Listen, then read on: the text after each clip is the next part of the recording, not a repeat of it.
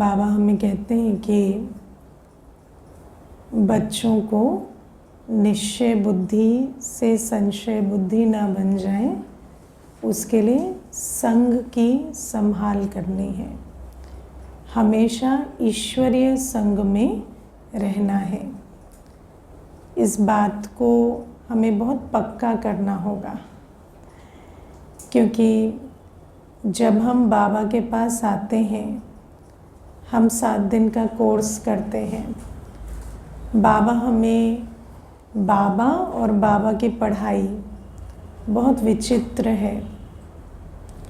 बाबा भी विचित्र है और बाबा की पढ़ाई भी दुनिया के हिसाब से बहुत अलग है।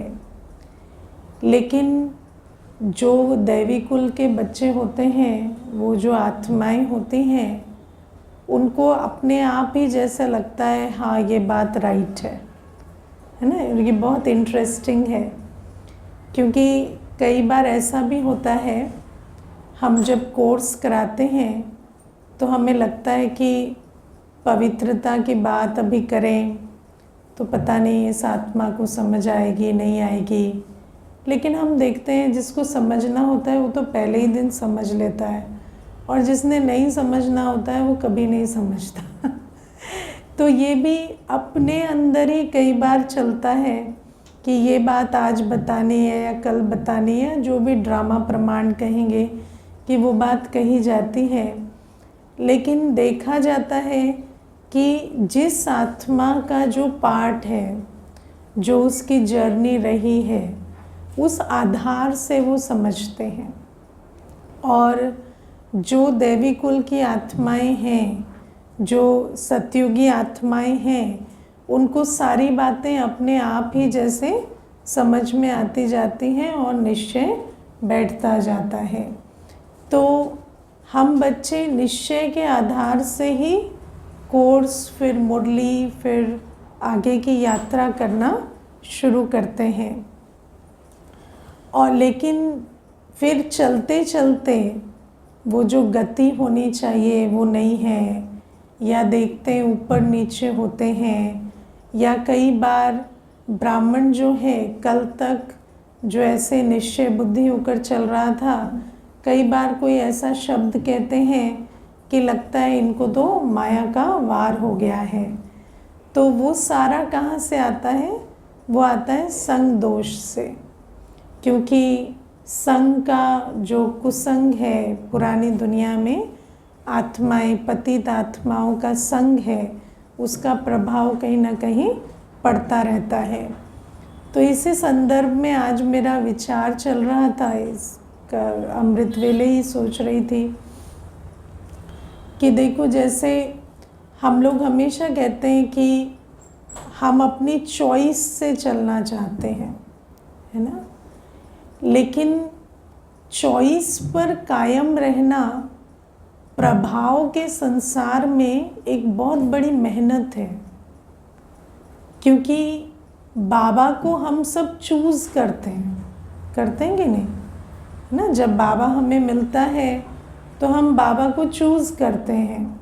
बाबा हमारी चॉइस है, हमारी डेस्टिनी है, और डेस्टिनी के आधार से चॉइस है ना। क्योंकि हम हैं वो 84वें जन्म वाली आत्मा, तो हमें एकदम से बाबा के प्रति प्यार या आकर्षण होती है।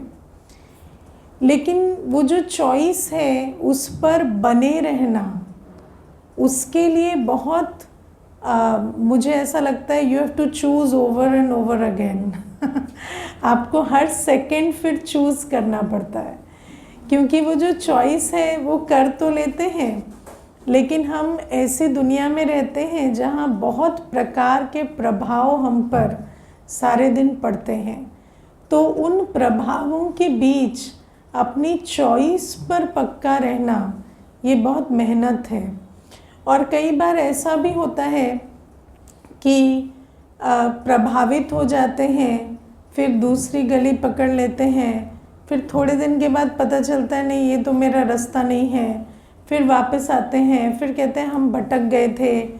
तो ये जो हम आत्मा और हमारी जो तकदीर है या हमारी जो स्क्रिप्ट है उस आधार से हम अपने आप को जाने पहचाने और बाबा का हाथ और साथ पकड़ कर रखें, उसमें काफ़ी मेहनत लगती है, क्योंकि संगदोष जो है वो कहीं ना कहीं बुद्धि पर पर्दा डालता रहता है। तो बाबा आज हमें इसीलिए कहते हैं कि सदा ईश्वरीय संग में रहने की हमें मेहनत करनी है।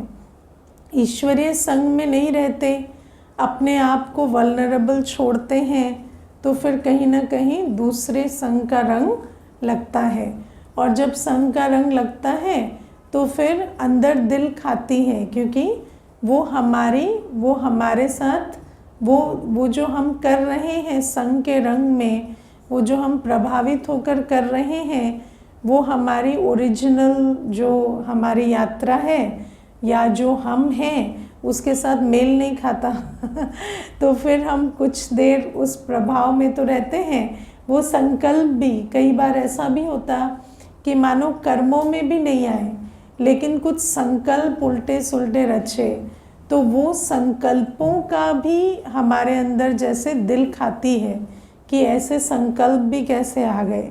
लेकिन संग का रंग ऐसा होता है कि कहीं ना कहीं प्रभावित होते हैं। तो इसलिए बाबा हमें कहते हैं कि सदा ईश्वरीय संग में हम रहें। और संग की बात ऐसी है कि संग हमेशा बुद्धि से होता है, जिससे हमारा बुद्धि योग है उसके साथ हमारा संग है। हम फिज़िकली कहाँ रहते हैं, कैसे रहते हैं, उससे कोई अंतर नहीं पड़ता। लेकिन अगर हमारा बुद्धि योग बाबा से है, अगर हम सारे दिन बाबा की याद, बाबा की पढ़ाई की याद में रहते हैं, अगर हम अपनी बुद्धि को बिज़ी रखते हैं, तो बाबा के संग का रंग लगा रहता है। और नहीं तो कहीं ना कहीं वो जो दूसरा संग, जहाँ पर खाली जगह होगी, तो वो दूसरे संग का रंग जो है या प्रभाव है वो आने लगता है। तो अपने आप से हमें पूछना है कि क्या इतना ईश्वरीय संग में रहने का अपना पुरुषार्थ हम करते हैं? क्योंकि बाबा हमें कहते हैं कि मैं तो तुम्हें आप समान पवित्र और नॉलेजफुल बनाने आया हूँ, बनाकर ही ले जाऊँगा, लेकिन तुम्हारा काम है ईश्वरीय संग में रहना। तुम भटकते रहो, है ना, तुम क्लास ना करो। कल भी बाबा ने कहा कई बच्चे मुरली तक की परवाह नहीं करते, है ना। मुरली भी ऐसा नहीं कि बस पढ़ ली या सुन ली, लेकिन मुरली की परवाह माना आज ये बाबा की श्रीमत मेरे लिए है। उतना अटेंशन हम मुरली पर रखें कि रात को 12 बजे भी अगर कोई जगा कर भी नींद से पूछे कि आज मुरली में क्या था, तो सारा सुना सके, क्योंकि इतना मुरली की हमें परवाह होनी चाहिए। तो बाबा हमें कहते हैं अगर मुरली की परवाह नहीं करते, अगर योग का टाइम टेबल नहीं रखते, कर्मयोगी जीवन नहीं बनाते, अगर हम सेवा स्थान की सेवाओं में भाग नहीं लेते, तो हम ईश्वरीय संग में कैसे रहेंगे? और अगर ईश्वरीय संग का टाइम टेबल नहीं बनाया है, तो ज़रूर है कि आसुरी संग के लिए द्वार खोल कर रखा है, और वो तो फिर संग का रंग लगेगा ही ना। क्योंकि अगर समय है, संकल्प है, उसको हमने बाबा के साथ पूरा पक्का नहीं किया, तो बाहर की जो संग का रंग नेचुरली आएगा। तो आप में से कौन कौन समझते हैं कि हमने ईश्वरीय संग में रहने के लिए इतना एफर्ट डाला है ना? क्योंकि कई बार ऐसा होता है कि हम सोचते हैं कि हम ये कर रहे हैं, लेकिन उस तरह का हमारा एफर्ट नहीं है, और धीरे धीरे नज़र आता है कि वो संग का रंग भी लगता जा रहा है। मैं आपको कई बार ये बात सुनाती हूँ मुरली मंथन क्लास में। एक भाई थे, तो कहते कि जब मेरी शादी हुई तो मेरे ससुर बीके थे, है ना, सिर्फ ससुर मेरे ज्ञान में चलते थे। और कहते उनसे अच्छा व्यक्ति और उनसे अच्छा व्यक्तित्व मैंने अपने जीवन में किसी का नहीं देखा था, जबकि वो खुद भी बहुत बड़ी पोजीशन में वो भाई थे। तो कहते लेकिन मेरी पत्नी को वो अपने पिता का ज्ञान में चलना अच्छा नहीं लगता था। तो कहते कि वो हमेशा ये बात मुझे कहती रही कि तुम्हें उस रास्ते नहीं जाना, कसम खिलाती, कुछ करती, जैसे भी करके। तो कहते कि मैं उस चक्कर में मैं कभी उस रास्ते गया नहीं, कभी कोर्स नहीं किया। जब पत्नी का शरीर छूटा, आप सोचो कितने साल, है ना, वो बच्चे बड़े हो गए उनके, है ना, अराउंड 40 इयर्स ऑफ मैरिज के बाद जब पत्नी का शरीर छूटा तो इमीडिएट 1 हफ्ते बाद वो सेंटर आए और कहते कि मैं इतने सालों से मेरे को ऐसा होता था कि मुझे इस मार्ग में जाना है, मुझे ये करना है। मैं टीवी पे सुनता, मैं अपने तरीके से कुछ ना कुछ एफर्ट लेता, लेकिन मैं कदम नहीं बढ़ा सका क्योंकि मुझे ये पीछे से ये बात हमेशा खींचती थी। लेकिन वो मुझे कहते कि अब मुझे ना दीदी रुकना नहीं है, अब मुझे एकदम से स्वाहा होना है। अब आप मुझे बताओ क्या करना है, कैसे करना है, सुबह से लेकर रात तक कैसे अपनी दिनचर्या रखनी है, क्या करना है, एकदम सब कुछ करूँगा। और आप सोचो 1-2 साल में बहुत अच्छा ज्ञान में चलने लगे और उनके अंदर जो वो दिल का जो संतुष्टता है वो चेहरे पर दिखाई देती थी कि सचमुच इनको आज संतुष्टता है कि मैं कुछ वो कर रहा हूँ जो मेरे को दिल से आता है। तो आप सोचो कि संग का रंग कितनी बड़ी चीज़ होती है कि एक आत्मा, और आप विचार करो कि वो जो 35-40 वर्ष है ना, उनके अंदर क्या चल रहा है तो वो कहते मैं इंतज़ार कर रहा था, है ना। अब वो तो मैंने नहीं पूछा कि किस बात का इंतज़ार कर रहे थे लेकिन वो अपने मुख से कहते मैं जैसे ना इंतज़ार कर रहा था कि मैं कब जा सकूँगा। तो इतना मनुष्य आत्मा को संग का रंग जो है वो खींच कर पीछे रखता है। तो मैं कई बार देखती हूँ एक परिवार से 4 या 5 आत्माएं इकट्ठी आती हैं और उनमें से 4 को ज्ञान बहुत अच्छा समझ में आता है, 1 को नहीं आता। तो वो जो 1 है वो रोज़ घर में जाकर कुछ ना कुछ उल्टा कहते हैं। फिर वो जो 4-5 हैं वो एफर्ट भी लेते हैं, लेकिन ये संग की संभाल नहीं कर पाते, तो 4-5 रुक जाते हैं, है ना। लेकिन बाबा कहता है कि ज्ञान का बीज ऐसा है कि अगर आप दैवी कुल की आत्मा हैं तो आप कभी ना कभी फिर वापस आएंगे। तो हम भी इंतज़ार करते हैं कि चलो आत्मा कब अपना उसका पाठ खुलेगा। लेकिन देखा जाता है कि अगर हम अपनी संग से संभाल नहीं करते और पहले तो हमें परख अगर नहीं होती, तो जो प्राप्ति हमें मिली बाबा से वो प्राप्ति स्वरूप ना होके पश्चाताप स्वरूप बन जाता।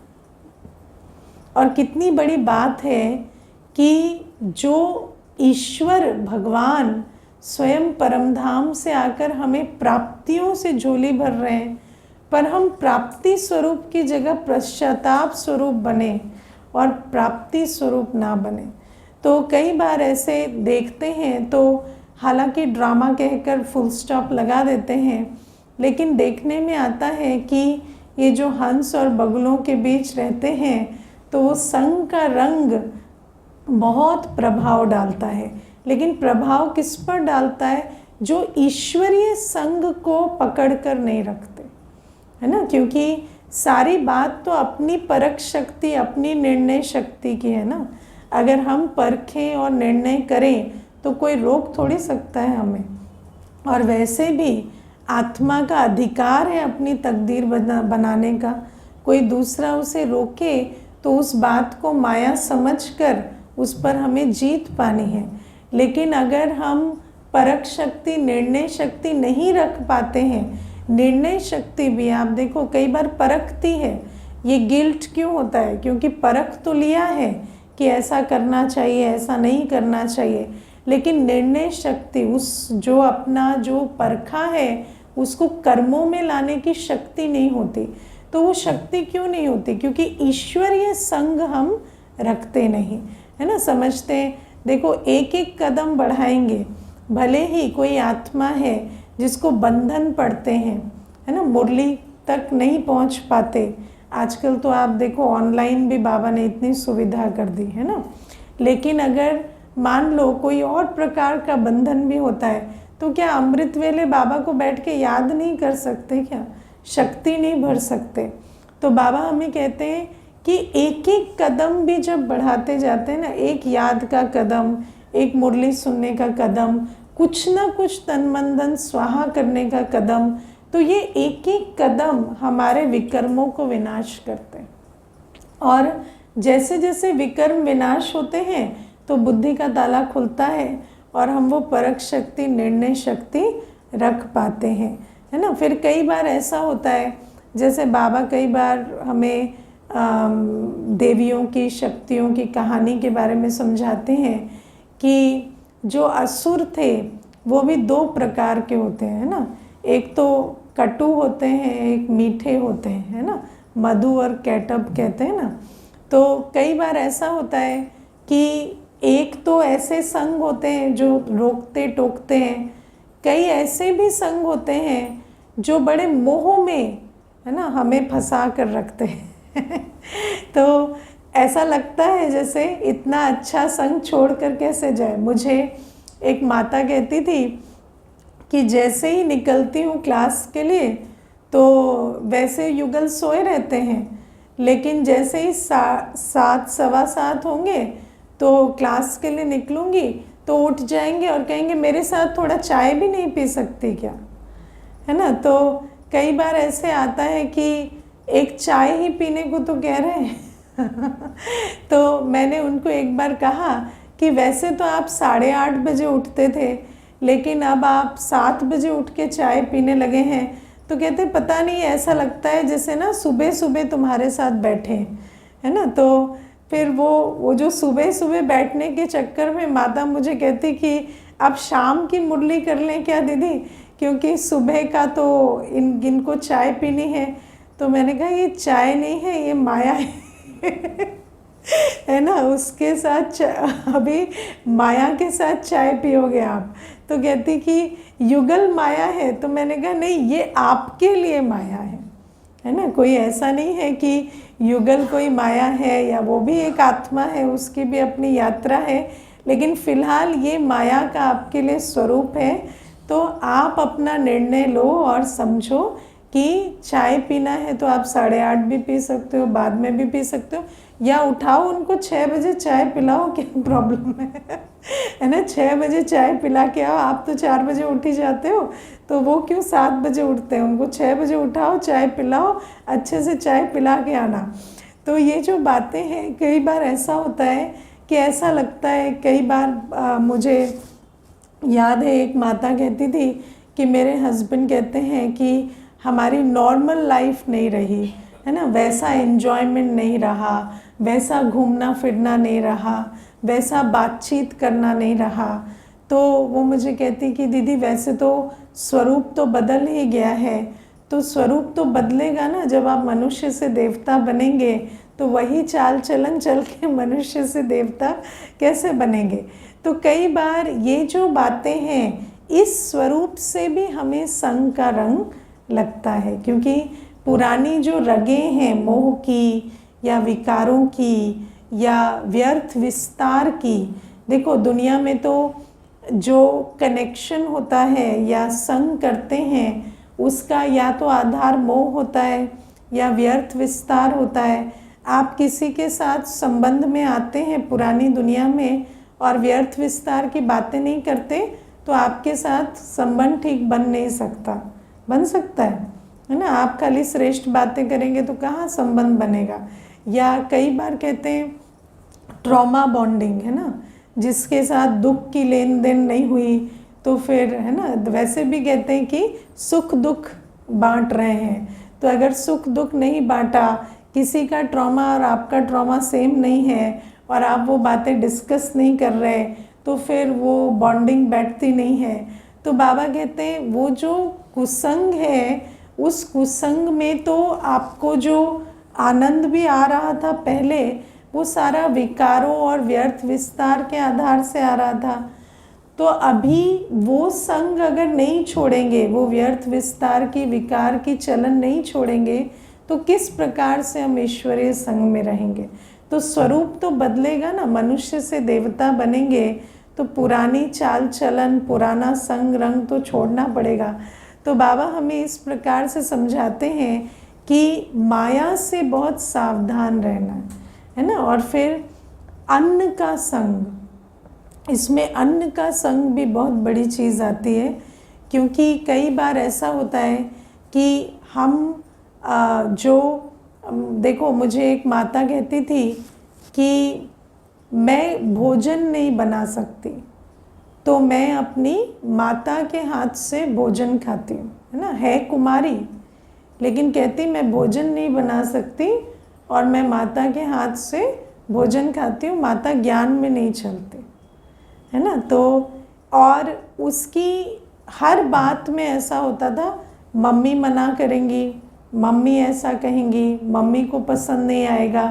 क्यों? क्योंकि अगर हाथों से भोजन नहीं बना रहे हैं और वहाँ से भोजन खा रहे हैं, तो वो जो कार्मिक अकाउंट बन रहा है, उस आधार से हमेशा उस आत्मा से आपकी बुद्धि जुड़ी रहेगी। तो मुझे कहती कि मैंने एक बार उसको पूछा, आप बाबा के घर में रहना चाहते हो, आप सेवाओं में रहना चाहते हो? तो मुझे कहती रहना तो चाहती हूँ, पर मम्मी को पसंद नहीं आएगा, है ना। तो अब आप सोचो कि ये जो अन्न का भी संग है, ये बुद्धि को कितना हमारी हार्म करता है या बुद्धि पर कितना प्रभाव डालता है।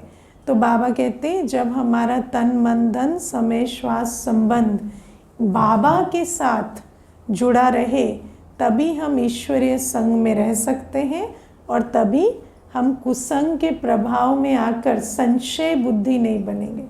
नहीं तो आप देखना, कई बार मैंने देखा एक भाई बहुत अच्छा चलते थे, फिर एक दिन अचानक मुझे कहते हैं क्या फ़र्क है, पुरानी दुनिया वाले भी ऐसे ही हैं और बाबा भी, मतलब ठीक है, बाबा से हमें ज्ञान तो मिल रहा है, पर ऐसा कोई ज़्यादा अंतर नहीं है, है ना। तो मुझे ऐसे आया कि अब इनका चार्ट चेक करना पड़ेगा, किससे बात कर रहे हैं, किसके हाथ से भोजन खा रहे हैं, किस कंपनी में रह रहे हैं, क्योंकि संग का रंग ऐसा चढ़ता है कि बाबा की पढ़ाई पर भी संशय बुद्धि हो जाते है ना। और ये जो लक्ष्य है, बाबा ने आज हमें बहुत सुंदर तरीके से समझाया कि ये भी याद रहे कि ये पुरुषोत्तम संगम युग है, बाबा आए हुए हैं और हमें मनुष्य से देवता बनना है, तो बेड़ा पार हो जाएगा।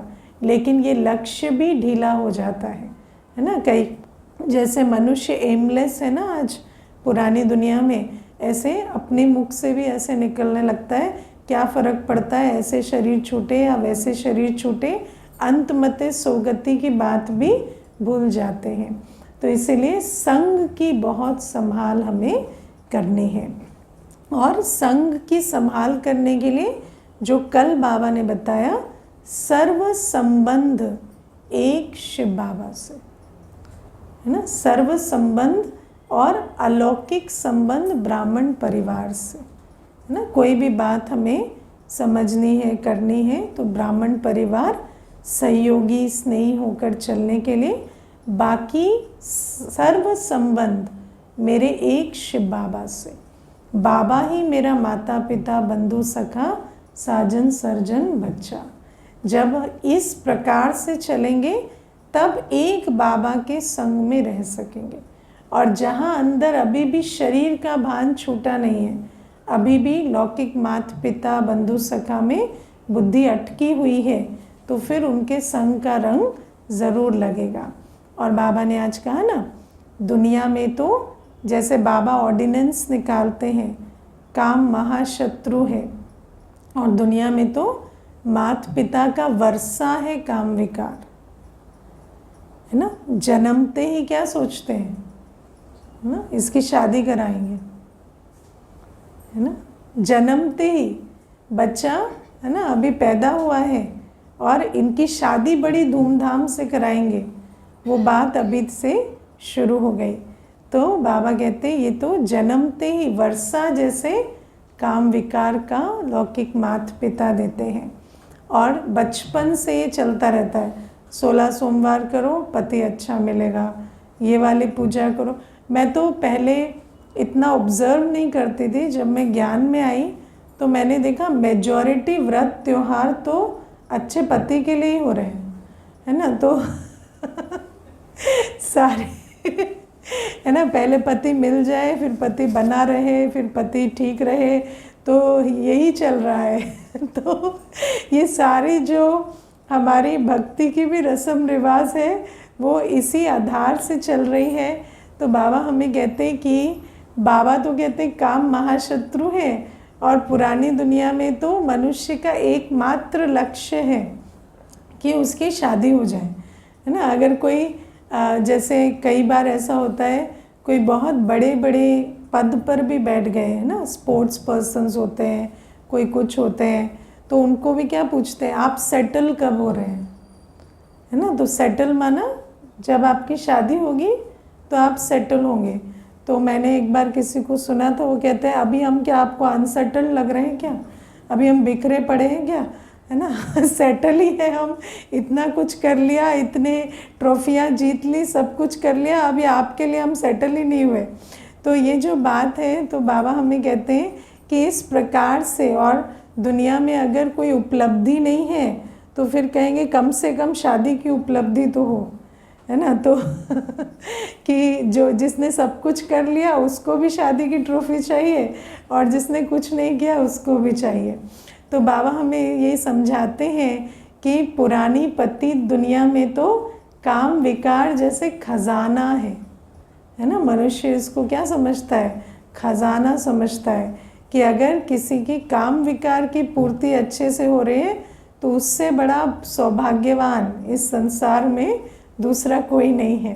तो बाबा हमें समझाते हैं कि मनुष्य मत और श्रीमत में कितना अंतर है, और अगर वहाँ के संग में रहेंगे, वहाँ ये मेरे माता पिता बंधु सखा स्वामी शिक्षक साजन सतगुरु हैं, उस भान में रहेंगे, देह अभिमान में रहेंगे, तो उनका संग का रंग ज़रूर लगेगा।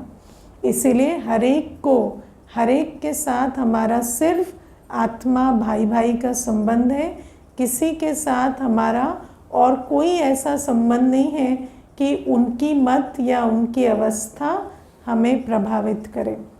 हम एक बाबा दूसरा ना कोई, एक बाबा से, एक बाबा मेरा माता पिता बंधु सखा स्वामी साजन शिक्षक सतगुरु है, मुझे एक बाबा की मत पर चलना है, और किसी की मत से मुझे कोई लेना देना नहीं है।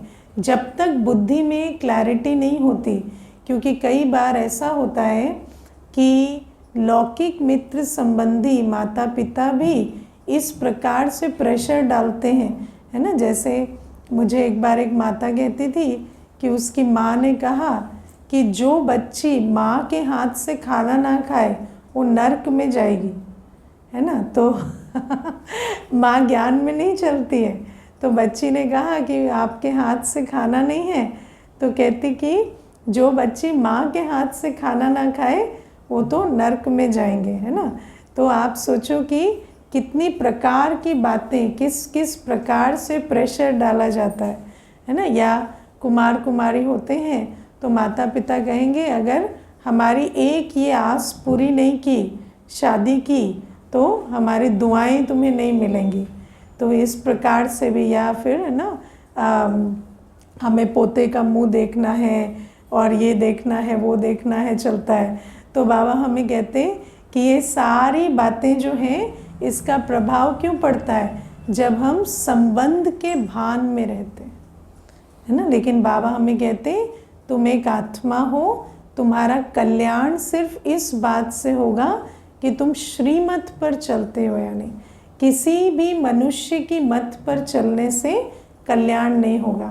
आज हर एक व्यक्ति तो अपने माता पिता की मत पर चलता है ना, भिखारी भी बनता है, उनकी सारी बातें भी पूरी करता है, लेकिन हर किसी का भाग्य का सितारा चमका हुआ क्यों नहीं? क्योंकि भाग्य के सितारे का कनेक्शन इस बात से नहीं है कि आप कितना लौकिक जीवन में मित्र संबंधियों की मत पर चलते हैं। भाग्य का सितारा तो श्रेष्ठ कर्मों से चमकता है। तो जब तक ये बात बुद्धि में नहीं बैठती और बुद्धि से हम न्यारे नहीं होते तब तक, नहीं तो क्या होता, कई बार सूक्ष्म में ये बातें लग जाती है ना, सूक्ष्म में हम रिसीव कर लेते हैं। आप देखो, मैं जो माता का एग्जाम्पल दे रही हूँ, तो उस बहन ने मुझे पूछा कि मेरी माँ ऐसे कहती है कि तुम नर्क में जाओगी, मेरे हाथ से नहीं खाओगी, तो क्या दीदी नर्क में जाऊंगी?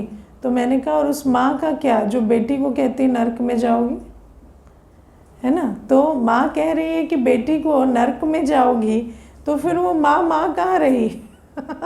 है ना, माँ कभी ऐसा कहती है क्या? कभी आपके परम पिता ने, है ना, ईश्वर जो मात पिता है हमारा, उसने कभी कहा तुम ऐसा नहीं करोगे तो नर्क में जाओगे? है ना, बाबा कहता है बच्चे स्वर्ग में जाओगे।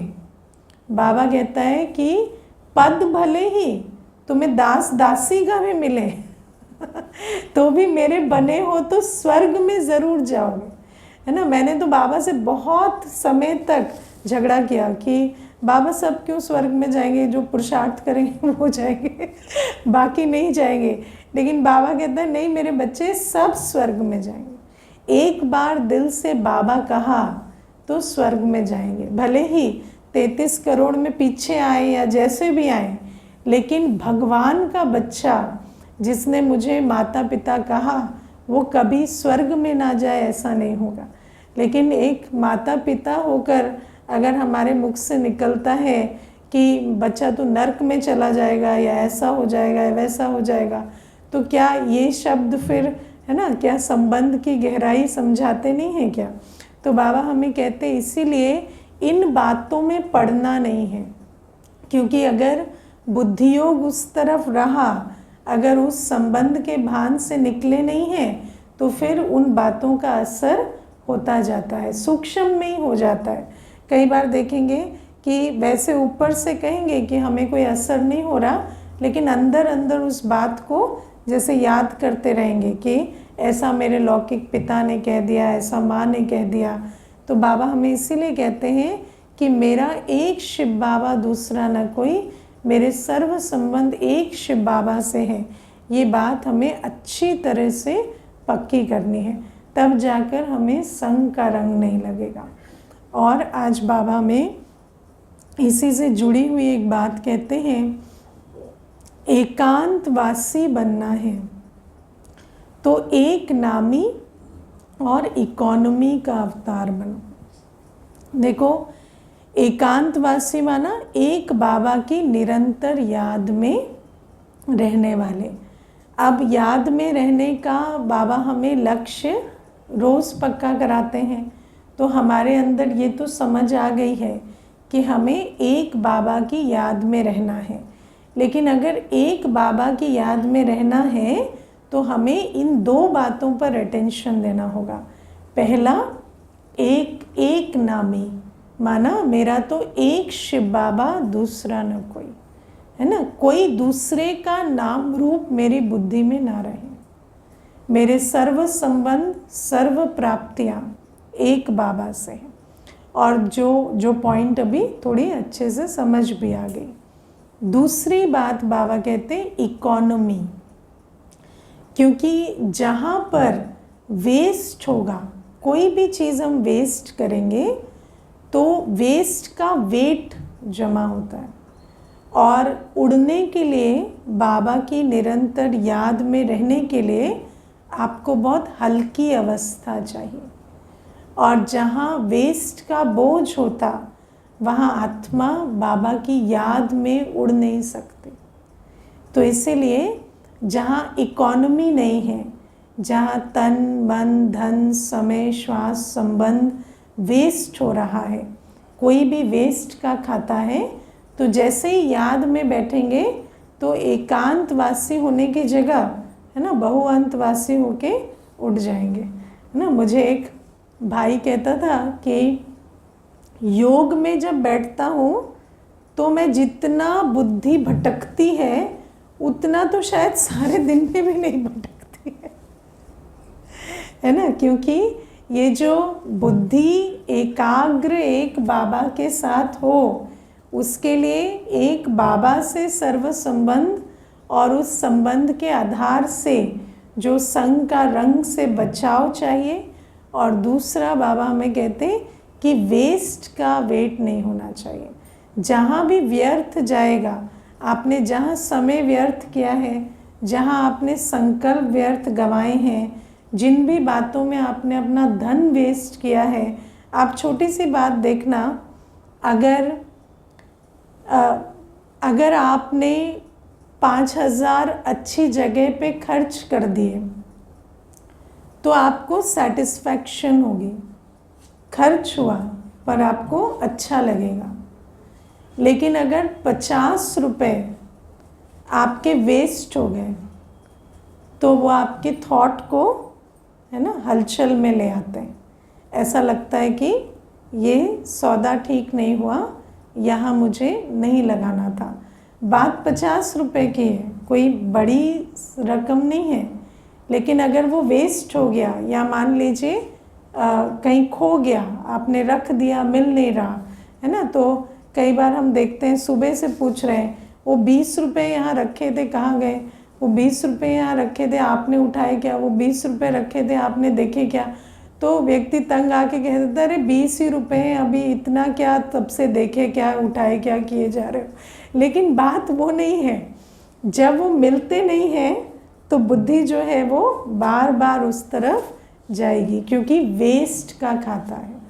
तो बाबा इसीलिए हमें कहते हैं, ये तो मैंने आपको स्थूल रूप से समझाया, लेकिन आप सोचो कर्म की गति इतनी गुह्य होती है कि एक भी संकल्प भी जब व्यर्थ गया तो वो वेस्ट का बोझ आपको योग में बैठने नहीं देगा, वो आपको फिर खींचेगा अपनी तरफ।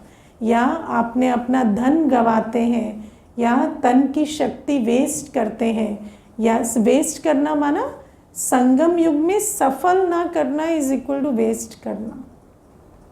संगम युग में अगर हमने अपना तन मन धन समय श्वास संबंध लगाकर ईश्वरीय कमाई नहीं की तो वो वेस्ट के खाते में चला गया।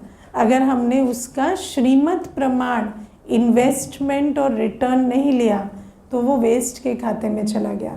तो बाबा कहते हैं जब वो करते नहीं तो उसका बोझ हमें खींचता है, और भले ही कितना सोचेंगे एकांतवासी बने, एक बाबा की याद में बैठे, वो पॉसिबल नहीं होगा। तो ये भी बाबा ने हमें नियम समझाया। और फिर आज बाबा हमें कहते हैं कि हमें बीती को याद नहीं करना, बीती को चितौना नहीं है। अब आप सोचो, जब मनुष्य की मृत्यु आती है ना, तो एकदम धक से एक शरीर छोड़ता है, दूसरा ले लेता है, और पुराना सब कुछ एक सेकंड में भूल जाता है। आत्मा कैसी है ना, शरीर छूटेगा तो अगले सेकंड भले वो चित्कारे पुकारे, आपको खींचे बांधे, जो भी करे, आपको और कोई मतलब नहीं उस पुरानी दुनिया से, अपने पुरानी, है ना, अतीत से, उस लाइफ से, उन संबंधों से आपका कुछ भी लेना देना नहीं। एक झटके में आप भूल जाते और आगे चले जाते। लेकिन जब बाबा हमें कहते हैं जीते जी मरो, तो कितने नखरे दिखाते हैं, है ना। शरीर छूट जाएगा अभी तो चले जाएंगे टाटा बाय बाय करके, है ना, कोई याद नहीं आएगा उस टाइम पे। लेकिन बाबा हमें कहते हैं जीते जी मरो, तो कितने हमारे नखरे हैं जो रोज़ हम मुरली सुनते हैं, लेकिन कहते हैं ये याद आता है, वो भूलता नहीं है, इसको कैसे छोड़ें, उसको कैसे छोड़ें, है ना। तो फिर क्या, शरीर छूट जाएगा तो भी उनको याद करेंगे क्या, उनके बारे में सोचेंगे क्या? तो बाबा हमें कहते हैं भगवान की नहीं सुनते हम, लेकिन समय की सुनते हैं,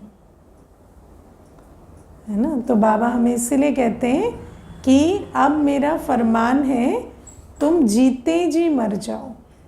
और जीते जी मरना माना वो जो पिछली चलन थी, पिछले संबंध, पिछले संस्कार, पिछली चाल चलन, भक्ति की रस्म रिवाज, जितने भी जो भी कुछ आपने किया करा, उस सब को आप याद नहीं करो, है ना। याद करते रहते ना, हम तो ऐसे खाते थे, ऐसे रहते थे, यहाँ जाते थे, है ना, ऐसी हमारी जीवन थी। तो बीती को और याद नहीं करना। दुनिया में तो कहते हैं ना नॉस्टैल्जिक हो रहे हैं, है ना, बहुत खुश होते हैं, नॉस्टैल्जिक हो रहे हैं, या हम पुरानी अच्छी बातों को याद कर रहे हैं। बाबा कहते हैं वो अच्छी बात नहीं, पिछले जन्म की बात है और उसको याद नहीं करना है ना। और उसको याद करेंगे। देखो कल एक माता मुझे सुना रही थी कि कहती कि 10 मेंबर रहते थे दीदी फैमिली में, और धीरे धीरे एक एक निकलते गए, कुछ शरीर छोड़ दिए, कुछ ऐसे। अब मैं अकेली रहती हूँ घर में, और एक जो सर्वेंट है वो पुरानी है, 30 साल से साथ में है। तो कहती अभी वो कह रही थी कि मुझे जाना है ना। तो मैंने कहा कोई बात नहीं, 10 लोग रहते थे, अब अकेले हम और तुम रह रहे हैं, तुम भी चले जाओगे तो चलेगा। तो इतना कहती, फिर कहती दीदी आपको पता है सब कुछ ठीक है, ऐसी कोई प्रॉब्लम नहीं है। 10 थे तब भी ठीक था, आज भी ठीक है, हस्बैंड भी चले गए तब भी ठीक है, लेकिन जब याद कर लेते हैं ना तो रोना आ जाता। मुझे बहुत अच्छी वो बात सुनाई, बोली बस सारा चक्कर ना दीदी ये याद करने का है। जब बिजी रखती हूँ अपने को, बाबा को याद करती हूँ, अपना, है ना, अपने जैसे आपने कहा कि अच्छी बातों को याद करो, बाबा से इतनी प्राप्तियाँ हुई, इतनी अनुभूतियाँ हुई, भगवान मिला संगम युग में, जब ये बातें याद करती हूँ तो खुश रहती हूँ। लेकिन 1 सेकंड के लिए भी उधर बुद्धि चली जाती है ना तो आंखों से आंसू निकल आते हैं। तो फिर मैं कभी कभी सोचती हूँ कि क्यों ये मेमोरी डिलीट नहीं हो जाती, है ना। तो मैंने उनको कहा मेमोरी को अगर रिफ़्रेश नहीं करोगे तो डिलीट हो जाएगी। हमारे अंदर तो इतना अच्छा मैकेनिज़्म है कि किसी बात को याद नहीं करो तो ऑटो भूल जाती है, पर आप उसको याद कर करके कुरेदते रहोगे तो कहाँ से भूलेगी, है ना। मनुष्य को भूलने के लिए पुरुषार्थ नहीं करना पड़ता, याद नहीं किया तो भूल ही जाएगी, ये ऑटोमेटिक है। मनुष्य इतनी बड़ी बड़ी कला विद्या सीख के भूल जाता है, क्यों? क्योंकि याद नहीं करता। तो ये जो बाबा कहते हैं कि याद नहीं करो बीती बातों को, पुरानी बातों को, सिर्फ दुख देने वाली नहीं, अगर आप सुख दे जो मिला उसको भी याद करते हो तो अभी तो फिर उसको मिस करते हो ना, फिर उसमें भी दुखी होता है। तो बाबा कहते हैं अभी बीती को भूल जाना है, और ख़ासकर अपनी चाल चलन पास्ट की, क्योंकि अब हमें पीछे नहीं जाना है, अब हमें आगे बढ़ना है। तो अपनी वो किताब को पीछे पढ़ना हमें बंद करना पड़ेगा। तो बाबा इसलिए कहते हैं बीती का चिंतन बिल्कुल full stop. Okay, Om Shanti.